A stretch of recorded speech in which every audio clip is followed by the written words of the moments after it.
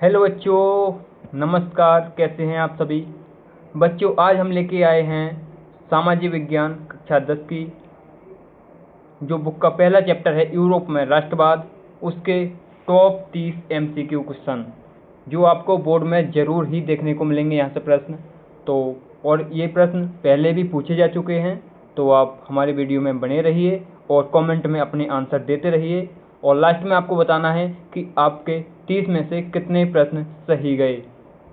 तो बच्चों चलते हैं प्रश्नों की ओर और अपना स्टार्ट करते हैं।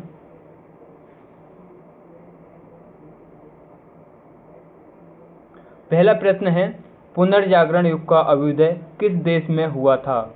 तो जल्दी से आपको आंसर देना है A, B, C या D। ए में है रोम, बी में इटली, सी ब्रिटेन, डी अमेरिका। जल्दी से बताइए बच्चों। इसका राइट आंसर होगा, जो बच्चे बी बता रहे हैं वो बिल्कुल सही बता रहे हैं, राइट आंसर है बी। अगला प्रश्न है राष्ट्रवाद का प्रारंभ जिस देश में हुआ वह है Germany, B Italy, C France, England. बच्चों जल्दी से बताइए, बहुत जल्दी बताइए, बहुत जल्दी। Germany, Italy, France, England. इसका राइट आंसर जो बच्चे सी दे रहे हैं वो बिल्कुल सही दे रहे हैं, बिल्कुल सही दे रहे हैं बच्चों। ऐसे ही तैयारी को करते रहिए, ऐसे ही पढ़ते रहिए। सी।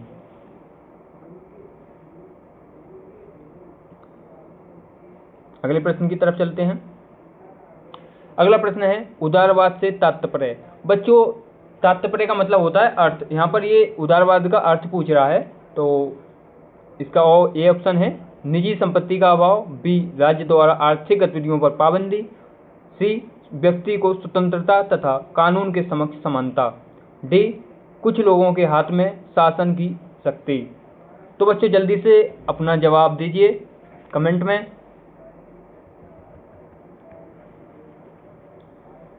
जो बच्चे तीसरे का सी दे रहे हैं वो बिल्कुल राइट आंसर देख रहे हैं, बिल्कुल राइट आंसर दे रहे हैं बच्चों। इसका राइट आंसर है सी। अगला प्रश्न है, जब फ्रांस जीतता है तो बाकी यूरोप को सर्दी जुकाम हो जाता है, निम्नलिखित में से यह कथन किसका है? तो बच्चों बताना है कि यह किसने बोला था। ए काबूर ने, बी बिस्मार्क ने, सी मेजनी ने, डी मेटरनिख ने। तो बच्चों जल्दी से बताइए किसने बोला था ये। जो बच्चे इसका डी आंसर दे रहे हैं वो बिल्कुल सही दे रहे हैं, ये बोला था मेटरनिख ने। हम चलते हैं अगले प्रश्न की तरफ।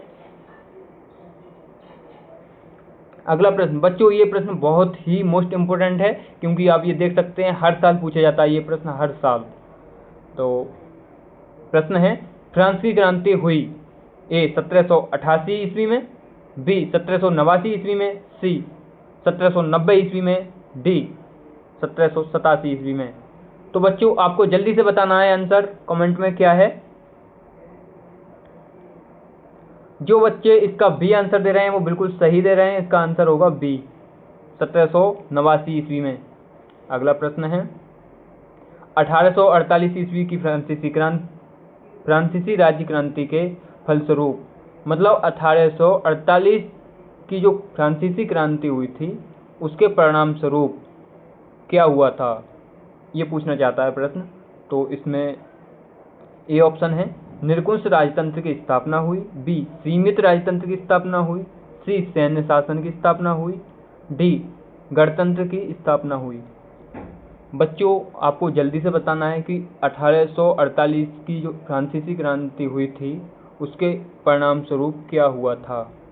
जो बच्चे इसका डी आंसर दे रहे हैं वो बिल्कुल सही हैं, गणतंत्र की स्थापना हुई थी, गणतंत्र की स्थापना हुई थी बच्चों। अगला प्रश्न की तरफ चलते हैं। अगला प्रश्न है, यंग इटली सोसाइटी का संस्थापक कौन है? बच्चों इसी प्रकार का एक प्रश्न और पूछा जाता है, किसने एक गुप्त संगठन यंग इटली को बनाया या उसकी स्थापना की? ऑप्शन में है विक्टर एमेनुएल द्वितीय, B Giuseppe Mazzini, C Count Cavour, D Giuseppe Garibaldi. बच्चों जल्दी से बताइए ए, बी, सी या डी में से कौन सा है। जो बच्चे यहाँ पर ज्यूसेपे मिजनी का नाम बता रहे हैं, बी बिल्कुल सही बता रहे हैं। इसका आंसर यही है बच्चों। अगला प्रश्न है, जर्मनी के एकीकरण में मुख्य भूमिका किसकी थी? बच्चों बहुत ही मोस्ट इंपोर्टेंट प्रश्न है, ये हर साल पूछा जाता है। A Giuseppe Garibaldi, B Otto von Bismarck, C Napoleon, D William प्रथम। तो बच्चों जल्दी से कमेंट में बताइए, जल्दी से बताओ आंसर। अभी तक आंसर नहीं आया आपका, जल्दी से बताओ, जल्दी से, ए बी सी या डी।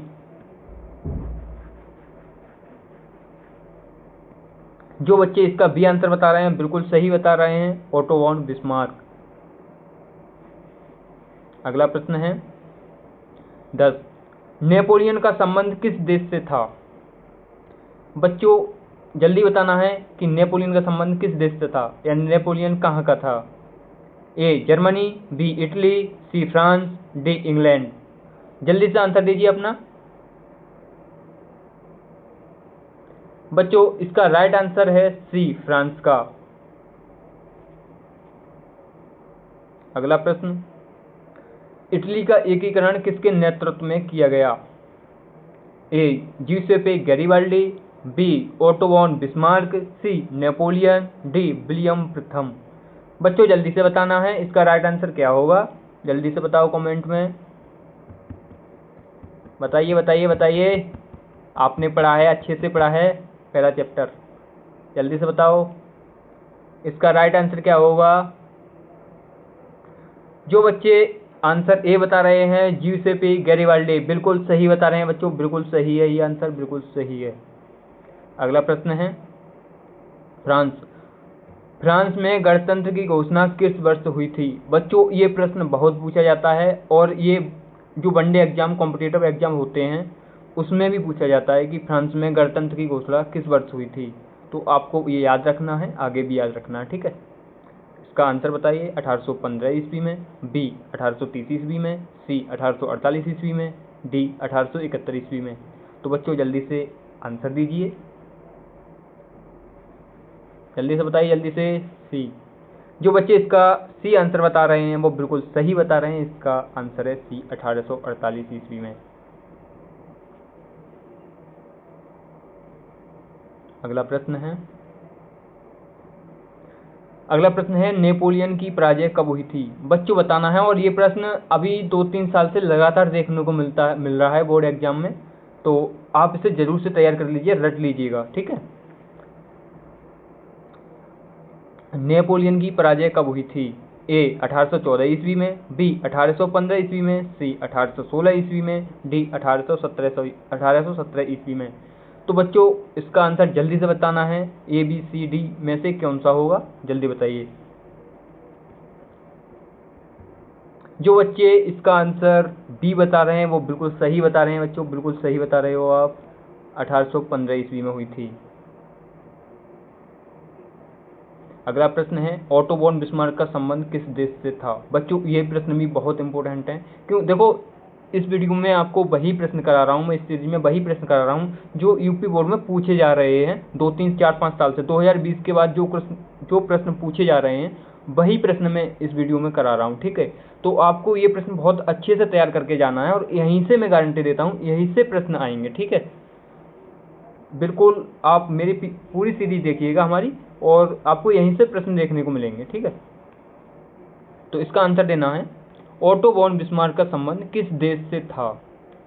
ए इटली से, बी जर्मनी से, सी फ्रांस से, डी ब्रिटेन से। जल्दी से बताओ बच्चों, जल्दी से। इसका राइट आंसर है वी जर्मनी। जो बच्चे जर्मनी बता रहे हैं वो बिल्कुल सही बता रहे हैं बच्चों, बिल्कुल सही हो आप, आपने अच्छे से पढ़ाई की है, यही इसीलिए बता पा रहे हैं आप, ठीक है। इसी प्रकार से पढ़ाई करते रहिए। अगला प्रश्न है, नेपोलियन की संहिता का निर्माण हुआ था? बच्चों जल्दी से बताओ कि नेपोलियन की संहिता का निर्माण कब हुआ था? ए सन 1789 ईस्वी में, बी सन 1814 ईस्वी में, सी सन 1804 ईस्वी में, डी सन 1820 ईस्वी में। बच्चों जल्दी से बताओ इसका आंसर क्या होगा, बहुत जल्दी से बताइए। जो बच्चे इसका सी आंसर बता रहे हैं बिल्कुल सही है, 1804 ईस्वी में। अगला प्रश्न है, फ्रांस की 1804 ईस्वी की नागरिकता संहिता को प्रायः कहा जाता है। बच्चों आपको बताना है कि फ्रांस की जो 1804 की नागरिक संहिता है उसको क्या कहा जाता है। ए लुई 14वें की संहिता, बी बिस्मार्क की संहिता, सी हिटलर की संहिता, डी नेपोलियन की संहिता। तो बच्चों जल्दी ही बताओ अपने कमेंट में कि इसका आंसर क्या होगा। बताइए बताइए, जल्दी बताइए। सी, डी, ए। अरे बच्चों इसका आंसर होगा डी, बिल्कुल सही होगा डी। जो बच्चे डी बता रहे हैं बिल्कुल सही है, नेपोलियन की संहिता कहा जाता है। ठीक है। प्रश्न 17, निरंकुशवाद का तात्पर्य है। बच्चों आपको निरंकुशवाद का जो अर्थ होता है वो बताना है कि निरंकुशवाद का अर्थ क्या है। ठीक है। ए ऐसी शासन व्यवस्था जिसमें सत्ता पर जनता का अंकुश होता है। बी ऐसी शासन व्यवस्था जिसमें सत्ता पर किसी का अंकुश नहीं होता है। सी ऐसी शासन व्यवस्था जिसमें बहुसंख्यक का सत्ता पर अंकुश होता है। डी ऐसी शासन व्यवस्था जिसमें सत्ता पर कुछ व्यक्तियों का अंकुश होता है। तो बच्चों आपको निरंकुशवाद का अर्थ बताना है कि इनमें से कौन सा होगा, ए बी सी डी में से कौन सा होगा। जल्दी से बताओ बच्चों। बहुत ही अच्छा प्रश्न है ये, और आपको ये आंसर राइटिंग करने में, मतलब आपके जो लॉन्ग क्वेश्चन होते हैं, शॉर्ट क्वेश्चन होते हैं, उसमें बहुत मदद करेगा। ठीक है। ये प्रश्न वहाँ भी देखने को मिल सकता है कि निरंकुशवाद क्या है। जल्दी से बताओ बच्चों आंसर। जो बच्चे इसका बी आंसर बता रहे हैं वो बिल्कुल सही है। ऐसी शासन व्यवस्था जिसमें सत्ता पर किसी का अंकुश नहीं होता है, उसका ही अर्थ होता है बच्चों निरंकुश। वही अर्थ है बच्चों निरंकुशवाद का। ठीक है। इसका राइट आंसर होगा बी। ठीक है। आप बिल्कुल सही बता रहे हैं, जो बी बता रहे हैं बिल्कुल सही बता रहे हैं बच्चों। हम अगले प्रश्न की तरफ चलते हैं। अगला प्रश्न है, वीना की संधि कब हुई थी। बच्चों ये प्रश्न काफ़ी अब इम्पोर्टेंट होता जा रहा है, क्योंकि 2-3 साल से लगातार पूछा जा रहा है ये बोर्ड में। तो बताइए आप। ए सन 1814 ईस्वी में, बी सन 1815 ईस्वी में, सी सन 1816 ईस्वी में, डी सन 1817 ईस्वी में। तो बच्चों जल्दी से बताओ कब हुई थी ये। जल्दी से बताइए कमेंट में। मैं इसलिए आपको समय दे रहा हूँ कि आप कमेंट में जल्दी से जल्दी इसका रिवीजन कर पाएँ। ठीक है। जैसे हम अनसॉल्व लगाते हैं उसी प्रकार से आप मतलब जो चैप्टर पढ़े हैं उसके बाद आप रिवीजन कर पाएँ। आप गलत बता रहे हैं कोई प्रॉब्लम नहीं है, आप सही बता रहे हैं बहुत अच्छी बात है। गलत बता रहे हैं तो अभी गलत बता देंगे जिससे एग्जाम में गलत नहीं होगा आपका, और अभी सही बता रहे हैं फिर तो कोई बात ही नहीं है बच्चों, फिर तो आपकी तैयारी एकदम अच्छी है, बढ़िया है। तो इसलिए ही आप कमेंट में चाहे गलत बताइए चाहे सही बताइए, बस बताते चलिएगा। जल्दी से बताओ बच्चों इसका राइट आंसर। जो बच्चे इसका राइट आंसर बी बता रहे हैं वो बिल्कुल सही हैं बच्चों। इसका राइट आंसर बी है, सन 1815 ईस्वी में। वीना की संधि 1815 ईस्वी में हुई थी। अच्छे से कान में रख लीजिए, रट लीजिए, इम्पोर्टेंट प्रश्न है। अगले प्रश्न की तरफ चलते हैं। हाँ भाई, अगला प्रश्न है, ज्यूसेपी मेजनी का संबंध था। ए इटली के एकीकरण से, बी जर्मनी के एकीकरण से, सी इंग्लैंड के राष्ट्रवाद से, डी फ्रांस के राष्ट्रवाद से। तो बच्चों आपको जल्दी से बताना है ए बी सी डी में से कौन सा आंसर होगा। जल्दी बताइए, जल्दी बताइए, गलत बताइए सही बताइए, बस बताइए, क्योंकि आप यहाँ गलती कर लेंगे तो आपको बोर्ड एग्जाम में गलती नहीं करेंगे वहाँ पर, क्योंकि आप जो गलत होता है बच्चों वह उससे देखते हैं कि यार ये प्रश्न हमसे गलत हो गया, फिर वो हमारे माइंड में क्लिक करता है कि नहीं यार विजय सर ने ये बताया था, इसका ये सही है। तो इसलिए आप गलत बताओ या सही बताओ, बस आप कमेंट में आंसर बताओ, क्योंकि आप जिसको एक बार लिख लेते हैं वो आपके माइंड में क्लिक करने लगता है। फिर अगर आप अच्छा बता रहे हैं तब तो सही है, गलत बता रहे हैं कोई प्रॉब्लम नहीं है। आपको एक पता हो जाएगा कि यार मैंने इस टाइम आपको ये लेक्चर मैं बोल रहा हूँ वो आपको सुनाई देगा एग्जाम टाइम में कि हाँ यार विजय सर ने बताया था मेरा प्रश्न गलत हो गया था, ये विजय सर ने बताया था, ये इसका आंसर ये होगा। ठीक है। तो जल्दी से बताओ इसका आंसर क्या है, ए, बी, सी या डी। जो बच्चे इटली के एकीकरण से बता रहे हैं उनका आंसर बिल्कुल सही है, ये आंसर बिल्कुल सही है बच्चों, ये आंसर। ठीक है, अगला प्रश्न की तरफ चलते हैं। अगला प्रश्न है 1861 ईस्वी में एकीकृत इटली का सम्राट किसे घोषित किया गया। ए, इमैनुअल द्वितीय को, बी, ज्यूसेपे मेजनी को, सी, विलियम प्रथम को, डी, ज्यूसेपे गैरिबाल्डी को। बच्चों जल्दी से बताओ कमेंट में, ए, बी, सी, डी में से कौन सा है सही आंसर। बताओ बताओ जल्दी से बताओ। मैं इसलिए समय देते हुए चल रहा हूँ आपको कि आपका जो रिवीजन है ना वो एकदम नेक्स्ट लेवल का हो जाए, बाकी जो बच्चे हैं उनसे एकदम अच्छा हो जाए। जल्दी से बताओ। जो बच्चे इमैनुअल द्वितीय को बता रहे हैं वो बिल्कुल सही बता रहे हैं बच्चों, बिल्कुल सही है आपका आंसर, इमैनुअल द्वितीय ए। अगले प्रश्न की तरफ चलते हैं। अगला प्रश्न है जो जैकोबिन दल का संबंध था। ए, फ्रांस से, बी, इंग्लैंड से, सी, जापान से, डी, भारत से।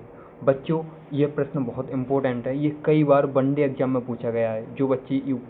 जो बच्चे एसएससी जीडी एवं अन्य प्रतियोगी परीक्षा की तैयारी करते हैं, एसएससी वगैरह हो गया, सीजीएल हो गया, उसमें भी ये प्रश्न पूछा गया है बच्चों। तो इसलिए बहुत इंपॉर्टेंट प्रश्न है, आप इसे अपने दिमाग में रख लीजिएगा, फ्यूचर में आपको काम देगा, ये प्रश्न बहुत अच्छे से काम देगा। ठीक है, क्योंकि ये प्रश्न फिर उस टाइम तो पढ़ते नहीं हैं कंपटीशन के टाइम, कंपटीशन टाइम तो हमारा बाकी सिलेबस बहुत हो जाता है, तो ये प्रश्न एक नॉलेज के लिए सही रहेगा, आप इसे अच्छे से याद कर लीजिएगा। बताइए जल्दी, ए, बी, सी, डी जैकोबिन दल का संबंध था, जल्दी बताओ।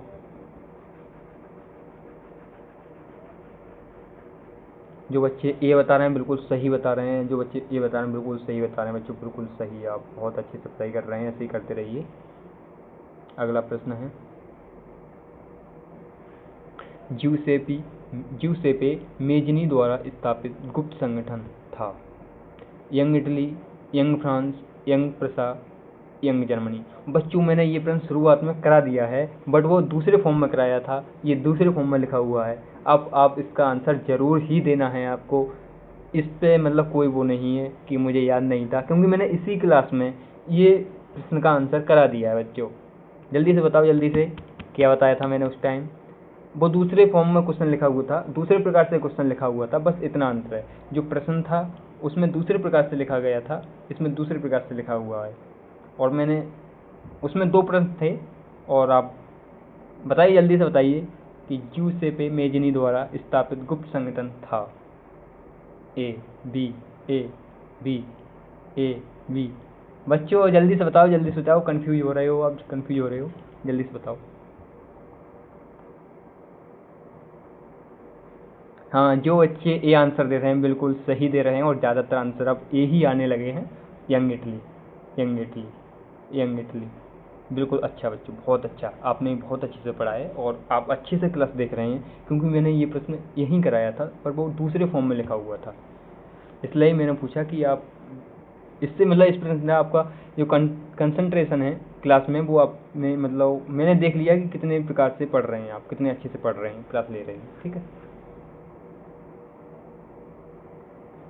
अगले प्रश्न की तरफ चलते हैं बच्चों। हाँ, अगला प्रश्न है जोलबेराइन नामक शुल्क संघ की स्थापना कब हुई। ए, सन 1848 ईस्वी में, बी, सन 1815 में, सी, सन 1870 में, डी, सन 1834 में।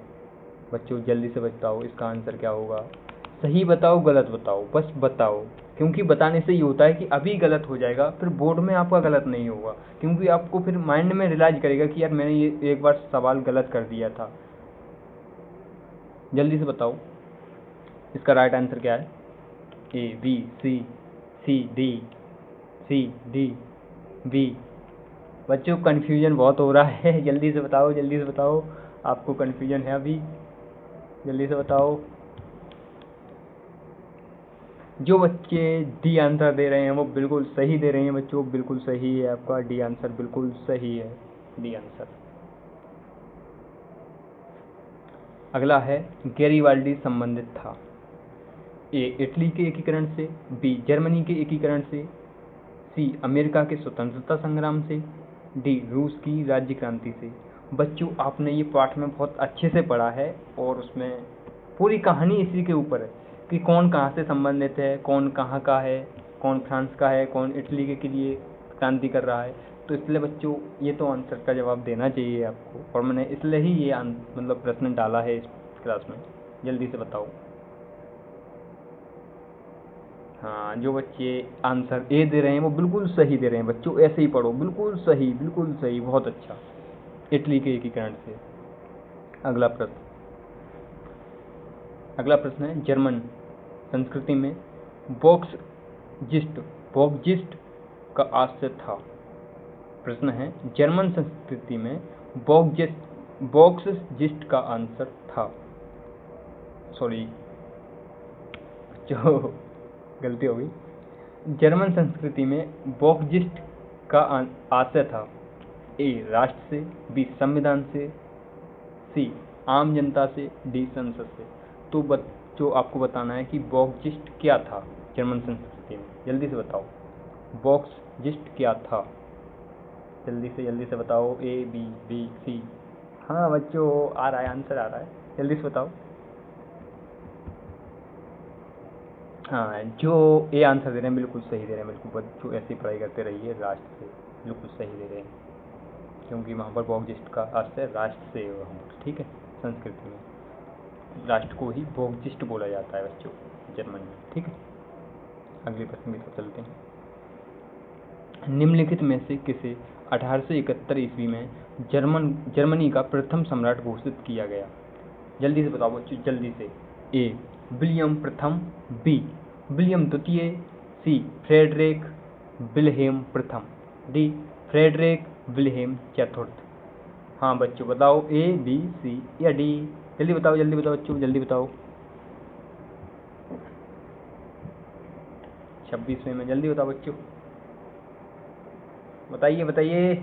आंसर आ रहा है A B C D A B. बच्चों जल्दी से बताओ, कंफ्यूजन है। इसका राइट आंसर बता रहे हैं बच्चे, ए वो बिल्कुल सही है बच्चों, ए होगा इसका राइट आंसर, ए विलियम प्रथम। अगले प्रश्न की तरफ चल रहे हैं।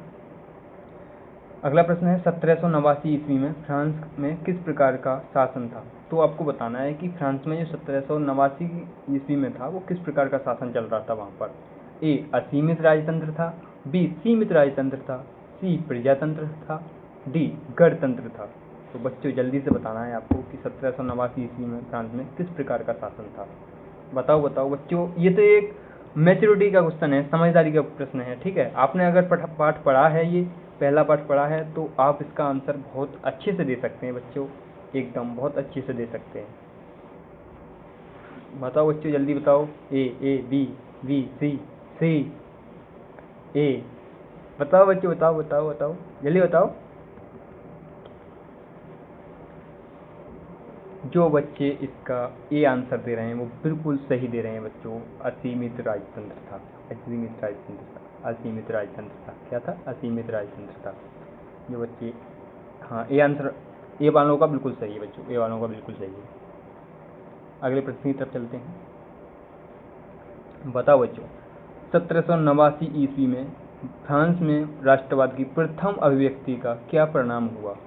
ए फ्रांस की क्रांति हुई, बी नेपोलियन का उदय हुआ, सी जर्मनी का एकीकरण हुआ, डी निरंकुश राजतंत्र का प्रारंभ हुआ। बच्चों जल्दी से बताओ कि 1789 ईस्वी में फ्रांस में क्या हुआ था। जल्दी बताओ। बच्चों ये भी प्रश्न ऐसा ही है जो पिछला प्रश्न किया था, समझदारी का प्रश्न है। जिस बच्चे ने अच्छे से मतलब पढ़ा है, अच्छे से पाठ को पढ़ा है, वो इसका आंसर बहुत आसानी से दे सकता है, बहुत आसानी से।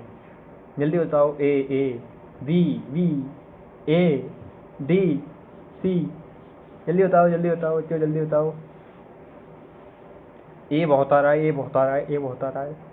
ए। हाँ बच्चों, इसका राइट आंसर बिल्कुल सही दे रहे हैं आप, ए है बिल्कुल सही, क्योंकि फ्रांस की क्रांति हुई थी 1789 ईस्वी में। ए बिल्कुल सही है। अगला प्रश्न है बच्चों, ये चौथी बार प्रश्न आया है। ठीक है, तीसरी बार प्रश्न आया है, बट पहले प्रश्न में ये 2 प्रश्न थे, तो कुल मिला के 4 प्रश्न हो गए इसी प्रकार के। ठीक है, आपको इसका आंसर जरूर देना है, अब तो जरूर ही देना है। जल्दी से बताओ बच्चों, यंग यूरोप नामक संगठन की स्थापना किसने की थी? A Count Cavour, B Giuseppe Mazzini, C Bismarck, D William प्रथम। जल्दी से बताओ बच्चों, जल्दी से, ए बी सी डी। ये प्रश्न हम इस क्लास में कर रहे हैं तीसरी बार, तो जल्दी बताओ बच्चों, जल्दी बताओ। B B B B B, वाह ही वाह बच्चों, वाह, मज़ा आ गया बच्चों, वास्तव में आज मज़ा आ गया क्लास करके। बहुत अच्छे से आप बहुत अच्छा कंसंट्रेशन से पढ़ रहे हैं बच्चों, बिल्कुल सही 100% सही जवाब जा रहा है, Giuseppe Mazzini, Giuseppe Mazzini, B B B, बिल्कुल सही आंसर है बच्चों, बिल्कुल सही।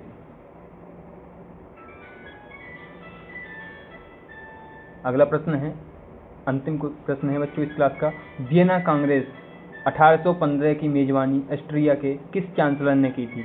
बच्चों जल्दी बताइए, जल्दी बताइए, जल्दी बताइए। A Duke Metternich, B Louis Philippe, C Victor Emmanuel, D Napoleon Bonaparte. जल्दी बताओ बच्चों, जल्दी बताओ, जल्दी बताओ। इसका राइट आंसर है ए, बिल्कुल सही बच्चों, बिल्कुल सही बता रहे हो आप, बिल्कुल सही। ए ए बिल्कुल सही है बच्चों, बिल्कुल सही है ए। ठीक है, ड्यूक मेटरनिक। तो बच्चों आप आज की क्लास में अगर आपको मज़ा आया हो, कुछ आपने सीखा हो, आपको थोड़ा फील हुआ हो अंदर से कि मेरी डायरेक्शन बिल्कुल सही चल रही है, आप आंसर के जवाब दे पाए हैं, और नहीं दे पाए हैं, गलत भी हुआ कोई नहीं, आपने बहुत कुछ सीखा है बच्चों। मैं आपको बता दूं कि ये 30 प्रश्न हैं, और यहाँ से आपको 101% प्रश्न देखने को मिलेंगे बोर्ड 2027 में। आप नो टेंशन रहिए बिल्कुल, क्योंकि ये प्रश्न ऑलरेडी पूछे गए हैं, और यूपी बोर्ड में ये प्रश्न हमेशा पूछे जाएंगे, क्योंकि ये इस प्रश्न के, ये जो पाठ है, इस पाठ का बिल्कुल सार है बच्चों, सार है, और यही प्रश्न पूछे जाएंगे। आप नो टेंशन रहिए, बिल्कुल अच्छे से पढ़ते रहिए इसी प्रकार से। अभी हमारी 12th क्लास की क्लासेस भी इसी प्रकार से स्टार्ट होने वाली हैं, और अन्य सब्जेक्ट के भी हम जल्दी से स्टार्ट करेंगे। आप नो टेंशन रहिए और अच्छे से आगे बढ़ते रहिए बच्चों। और हमसे अगर हमारा चैनल सब्सक्राइब नहीं किया है तो सब्सक्राइब कर दीजिए, और जो आपने अपने दोस्तों को अभी तक शेयर नहीं किया है तो जल्दी से शेयर कर दीजिए, इससे हमें भी एक मोटिवेशन मिले कि बच्चे ज़्यादा से ज़्यादा बच्चे हमारी क्लास को देख रहे हैं, फ़ायदा उठा रहे हैं। ठीक है बच्चों, तो चलते हैं, मिलते हैं अगले नए वीडियो में कल के लिए, तब तक बाय बाय, धन्यवाद बच्चों। ठीक।